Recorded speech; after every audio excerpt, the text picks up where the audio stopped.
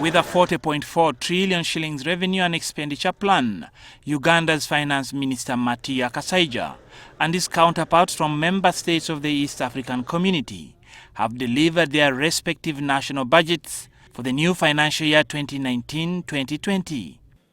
The meter gauge railway in the short term and the revamping of water transport facilities, including the navigational capacity on Lake Victoria, will also be undertaken.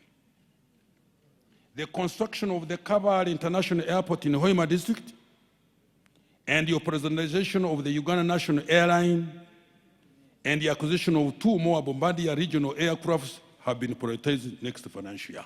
In Tanzania, Dr. Philip Mpango, the finance minister, announced plans to spend Tanzania shillings 33.1 trillion shillings, up from 32.5 trillion shillings, in this ending financial year 2018-2019.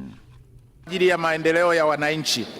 Mheshimiwa Spika, napenda kulihakikishia bunge lako tukufu kwamba mswada huu umezingatia kwa kiasi kikubwa ushauri na mapendekezo mazuri ya kamati.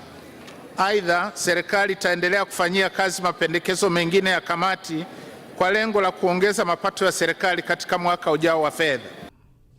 Kenya's finance minister and also cabinet secretary for the National Treasury, Henry Rotich's 3.2 trillion shilling Kenya budget was also presented in the Kenyan parliament this afternoon, 10 trillion shillings higher than the current financial year's ending expenditures.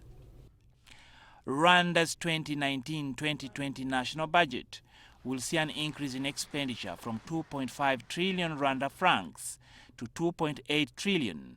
Finance Minister Uzel Ndigimana indicated earlier that external grants are expected to be 409.8 billion Rwanda francs, while external loans are expected to be 497 billion Rwanda francs. Still has been maintained.